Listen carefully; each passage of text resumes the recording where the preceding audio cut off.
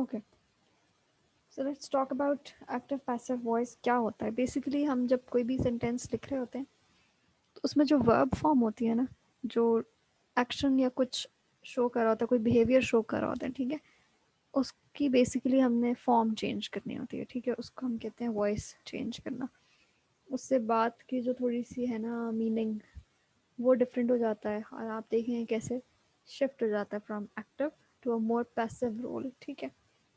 अच्छा, basically active voice में ये होता है कि जो सेंटेंस है ना उसके अंदर एक सब्जेक्ट होगा, ठीक है। सब्जेक्ट इज दैट कैरेक्टर जो कि उसका सेंट्रल एक जैसे होता है ना, एक स्टोरी का हीरो होता है तो एक सेंटेंस का एक सेंट्रल जो कैरेक्टर है, ठीक है। अच्छा, अब जो सब्जेक्ट है वो किसी ना किसी प्रोनाउन में होगा, नॉर्मली ही, शी या देम, दे, या कोई नाम होगा, ठीक है, कोई प्रॉपर नाउन होगा, ठीक है। सो ही और she is performing a certain action जो कि उसका वर्ब है, ठीक है। So when the subject of a sentence performs that action we say that the sentence is in an active voice, ठीक है। तो ये बात हो गई। अब जो एक्टिव वॉइस होती है वो नेचुरली बहुत स्ट्रॉन्ग और एक क्लैरिटी के साथ हमें उसमें जो एक्शन है वो शो हो रहा होता है, ठीक है, डायरेक्ट होती है और उसके अंदर टोन उसकी बड़ी क्लियर होती है। और जो पैसिव वॉइस है that is actually the opposite of this. उसमें क्या होता है कि जो सब्जेक्ट है हमारा, जो हमारा मेन कैरेक्टर है, वो he is a recipient of that action, उसके साथ वो एक्शन हो रहा होता है। ऐसा कि वो एक पैसिव कोई स्पेक्टेटर है और उसके साथ चीज़ें हो रही हैं, ठीक है।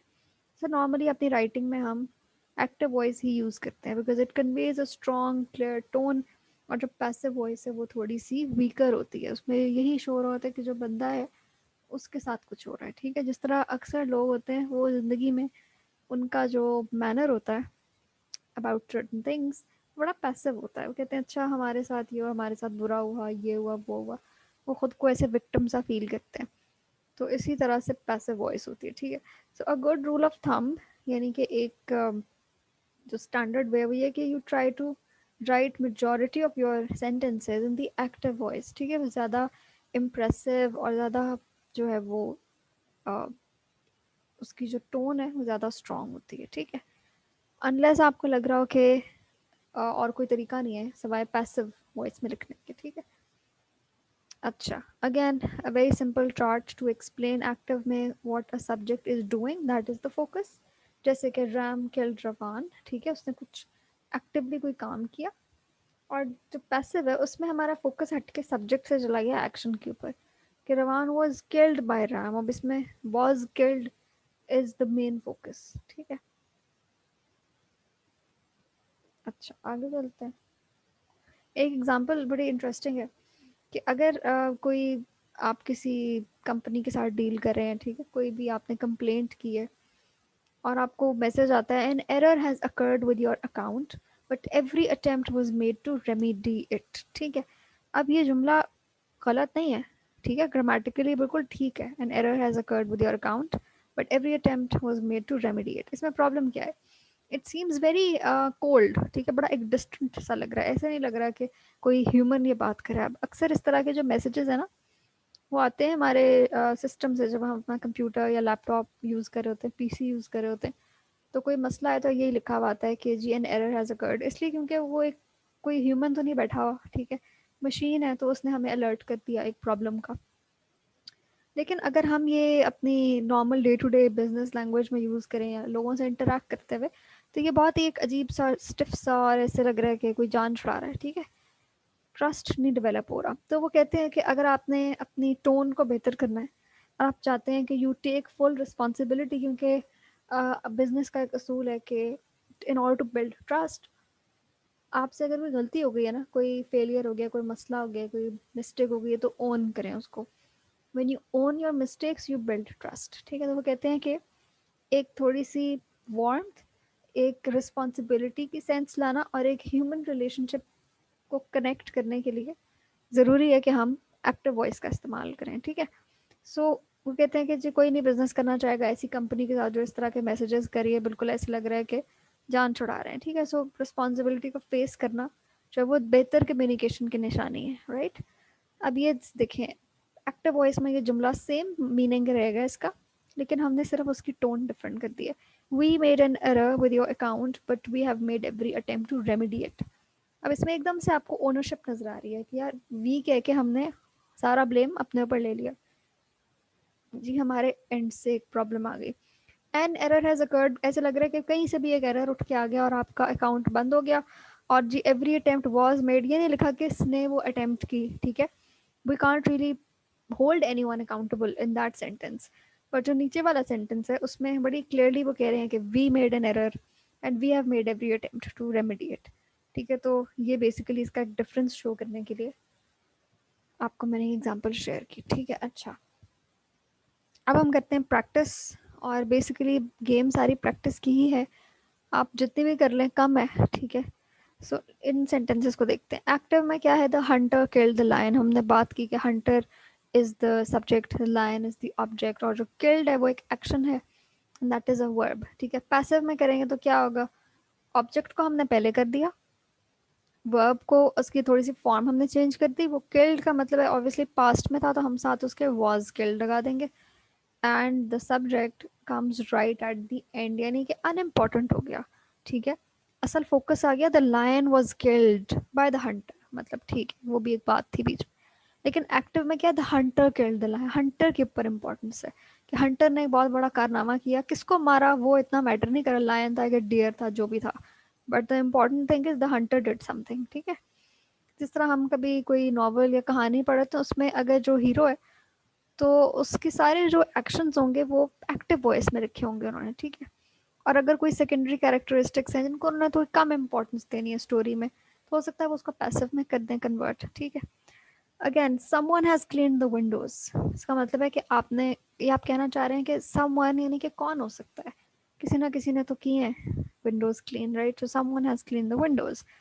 बट इसको अगर हम पैसिव में देखेंगे तो हमने समवन को भी हटा ही दिया, बिकॉज अगेन मैंने बात की थी कि यहाँ पे जो सब्जेक्ट है वो इतना अनइम्पॉर्टेंट हो जाता है कि बिल्कुल एंड पे चला जाता है, हम उसको कई दफ़ा ओमिट भी कर देते हैं. So we are saying windows have been clean. और ऐसे टेंस का बहुत ख्याल रखना है आपने कि has cleaned, someone has clean the windows, the windows have been cleaned. Has और हैव को हमने कर दिया प्रेजेंट और पास्ट. ठीक है, तो इस चीज़ का भी आपने ध्यान रखना है. आगे क्या है, I gave him a book for his birthday. ठीक है, इसमें आप अपनी बात करें तो ज़ाहिर आप अपने आप को पहले रखेंगे, that I gave him a book. ठीक है, मैंने उसको एक गिफ्ट दिया बर्थडे का. अगर ये बात कोई और कर रहा है, ठीक है, और उसमें ये नहीं मैटर करता कि किसने उसको बुक दी है, तो हम क्या कह देंगे, ही was given a book for his birthday.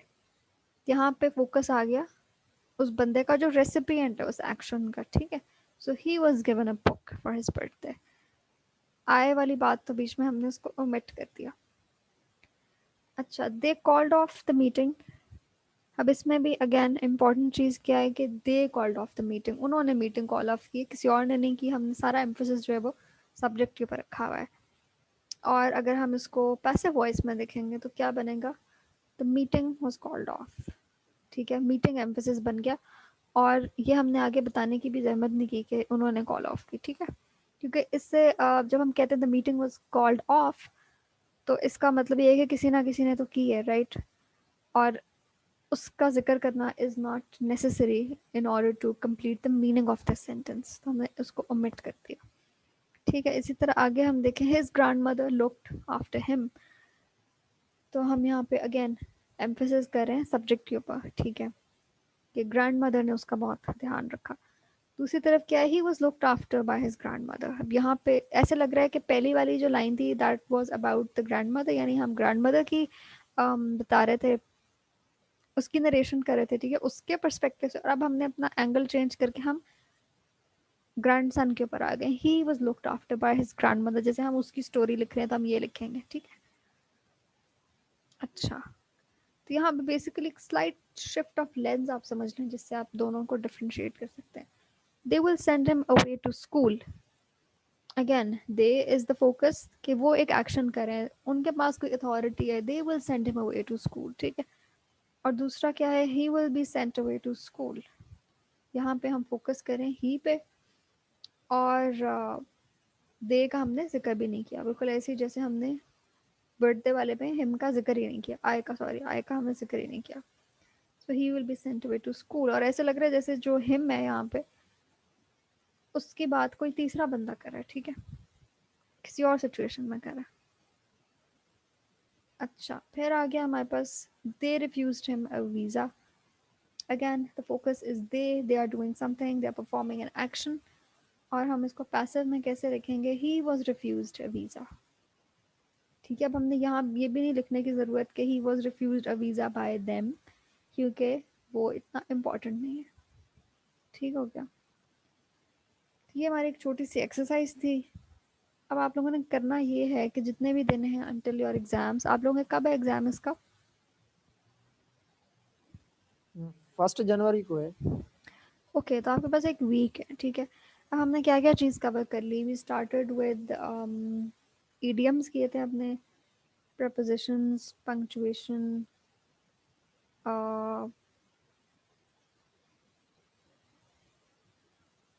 ऐसे, ट्रांसलेशन किए, उनके प्रेसी, अलावा ऐसे, ठीक है। वर्ब अच्छा, सब्स्टिट्यूशन फिर से किए। अब आपने करना ये है कि जो पास्ट पेपर्स में चीज़ें बार बार वो पूछता है, ठीक है, जो बड़े कॉमनली अकरिंग सवाल हैं उनको आप डिवाइड कर लें।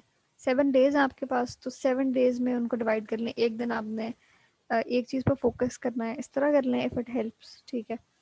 और जितना होता है करें। एक दिन फ़र्ज़ करें आपने सोच लिया कि आज मैंने एक्टिव पैसिव करने हैं, तो जितने उसको आपको मिलते हैं ना रिसोर्सेज, कोई बुक से कर सकते हैं, इंटरनेट भरा पड़ा है, ठीक है। और अक्सर वो एग्ज़ाम में देता भी नेट से ही है, अब किताबों से उन्होंने देना ज़रा कम कर दिया इस दफ़ा फॉर सम रीज़न। तो आप नेट से देख सकते हैं, ठीक है। आपको उधर सोल्यूशन भी मिल जाएंगे। कुछ समझ नहीं आता, you can ask me, I am available. Practice करें, जितनी ज़्यादा कर सकते हैं करें, ठीक है। और जिस तरह अभी तो आज हमने किया ना, ऑलरेडी सॉल्व था।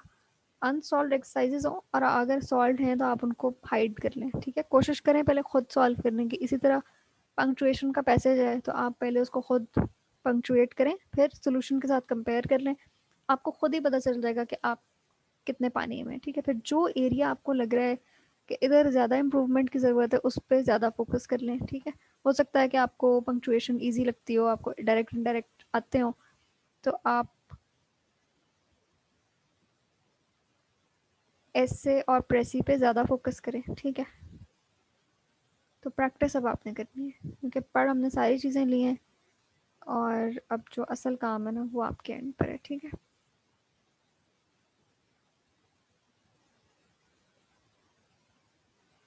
कोई सवाल हो तो पूछ सकते हैं आप प्लीज़। ज़रा ये इधर चैट में ही आप बेशक मैम फीडबैक इडियम्स शेयर। के जी जी।